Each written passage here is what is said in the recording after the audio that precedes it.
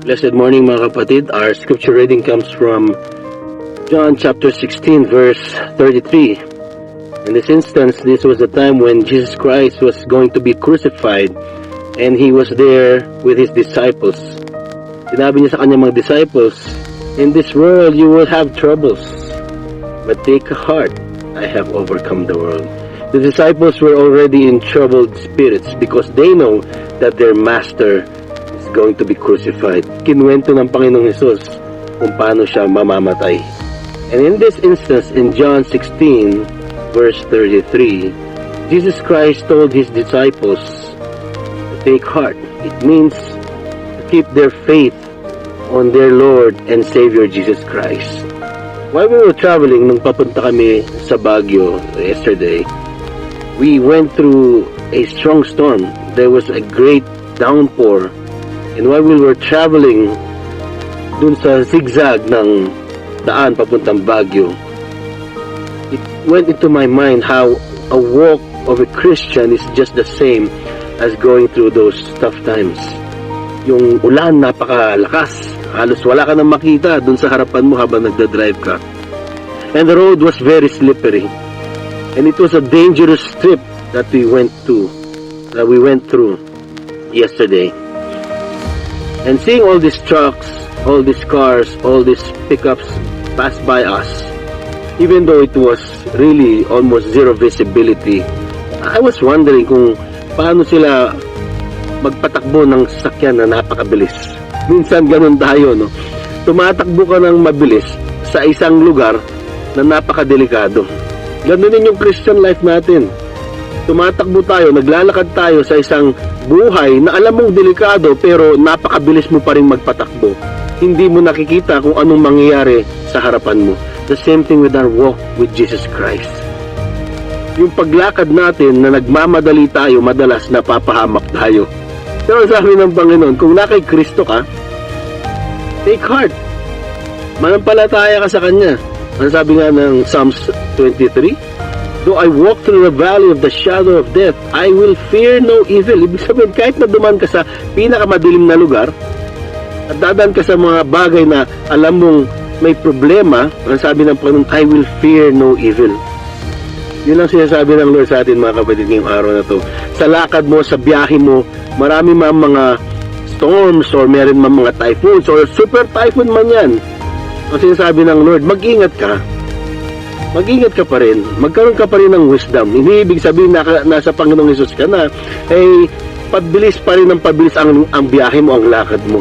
Napakadelikado na bumiyahe ng sobrang bilis on a slippery and wet road and you don't even see what's in front of you.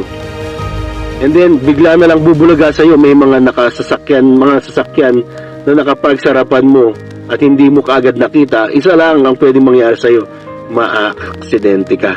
Ganun tayo, mga kapatid. Kaya tayo na-aksidente ay dahil na rin sa katigasan ng ating mga ulo. Minsan sabi ng Panginoon, "Anak, makinig ka sa akin," pero hindi ka nakinig. "Anak, pakinggan mo yung mga payo ko," pero hindi mo pinakinggan. The same thing with our walk bilang mga tao dito sa mundo. May mga magulang tayo upang i-guide tayo. May mga kaibigan tayo, may mga teachers tayo upang turuan tayo, pero sa sobrang tigas ng ulo natin, hindi tayo sumusunod. Same thing with you and I, brothers and sisters. It's a reality na dadaan ka sa pagsubok. Ang sabi ng Panginoon dun sa mga disipulos niya, darating yung araw na pag wala na ako dito, sigurado uusigin nila kayo dahil sa aking pangalan. Kapatid, kung ikaw man ay inuusig, kung ikaw man ay dumadaan sa mga pagsubok o hirap ng buhay, or even those tough storms in life, the struggles in life, at sabi ng Panginoon, take heart. Jesus Christ has overcome the world. Ang kailangan mo lamang ay manampalataya. Ang kailangan mo lamang ay manangan dun sa nagbibigay ng pangako. Madalas marami tayong sinisik. We seek the wrong things. We seek the healing, not the healer. We seek the blessing, not the blesser. Madalas mali ang sinisik natin. Mali ang pinupuntirya natin. Pero sabi ng Panginoon, "Anak, ako lamang ang kailangan mo upang sa pagdaan mo sa mga pagsubok na yan, ay malalampasan mo." Ang sabi pa nga ng salita ng Panginoon. When you go through these temptations, God will give you the strength to overcome it. Yung word na strength doon in Corinthians talks about an encompassing strength. It's a strength in wisdom, strength in decision making, strength in everything. Binibigyan tayo ng lakas, kapatid. Ang tanong, kanino nakaangkla yung lakas mo? Kanino galing yung lakas mo? Minsan, ang yabang pa natin, bago tong sasakyan ko, bago yung gulong. Hindi ako madudulas kahit na gaano pa kalakas ang ulan na yan. Pero alam mo ba, kapatid, hindi mo alam ang pwedeng mangyari sa'yo. Napakatigas ng ulo natin. Ang sabi nga ng Bible, napakatigas ng puso natin. Ang sabi ng Panginoon sa kanyang salita, the heart is deceitful above all things. Ang sabi pa nga sa Genesis 6, the inclination of the heart of man is towards evil. Kapatid, lahat ng iniisip natin na tama, minsan ay nagiging kapahamakan. Masabi nga sa Proverbs, with man, he thinks that what he is doing is right. But in the end, it leads to death.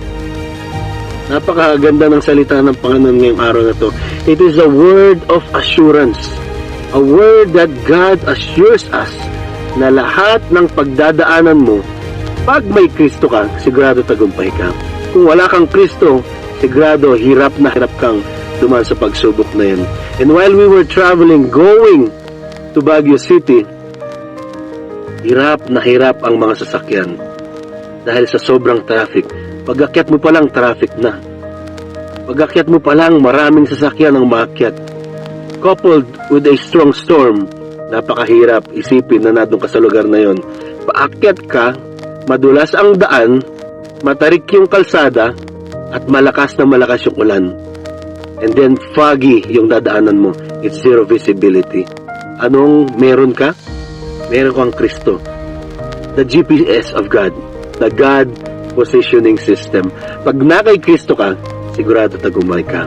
Kapatid, isa lamang ang gustong iparating ng Lord sa iyo at sa akin. Ngayong araw na to, put your faith in Jesus Christ.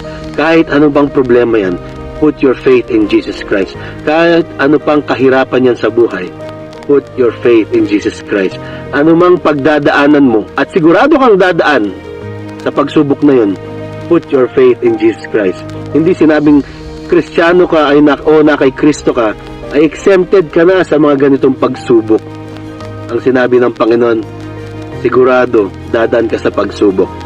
Pero kailangan mo lang manampalataya sa akin at manangan sa akin sa lahat ng binigay ko na mga pangako. And I close, sabi ng Panginoon in Isaiah, no weapon formed against you will prosper. Sabihin, kahit anumang mga bagay ang fino-form ng kalaban sa buhay mo, hindi ito magtatagumpay. Bakit?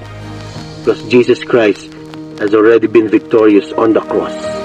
Ang sabi ng salita ng Panginoon, I have overcome the world. Put your faith and trust in Jesus Christ, and I do believe the Father in heaven will give you the strength, and the Holy Spirit will guide you and teach you in every step, in every kilometer, in every walk that you're going to go through in your life. Pagpalain ka ng Diyos sa araw na to, and let's close in prayer. Father God, maraming salamat sa araw na to. Duman kami sa pagsubok, alam namin ay nandoon ka. Katulad ni Job, Panginoon, ang sabi niya, pag umakyat ako sa langit, nandun ka. Pag bumaba ako sa lupa, nandun ka. Pag nandun ako sa ilalim ng lupa, nandun ka pa rin. Salamat, Panginoon, sa patnubay mo. Salamat sa iyong pagkilos sa aming mga buhay. Naway, Panginoon, sa mga pagsubok na pagdadaanan namin, kayo ang aming kasama. Ikaw, Panginoong Hesus, ang nagbigay ng pag-asa sa amin. Panginoon, sa taong nakikinig ngayon na dumadaan sa pagsubok, may sakit karamdaman, may problemang palagay niya ay hirap na hirap siyang malutas. Panginoon, bigyan mo siya ng kapayapaan. Bigyan mo siya ng kapahingahan. Bigyan mo siya ng kalakasan, Panginoon. At bigyan mo siya ng tamang pag-iisip, the right wisdom that comes from you. As you said in your word, the fear of the Lord is the beginning of wisdom.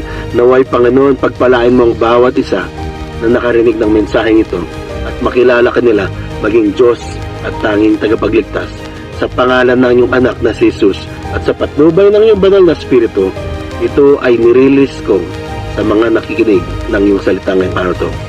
Kapatid, be a blessing and always you are blessed to bless. God bless, and God bless. I love you all in the love of Christ.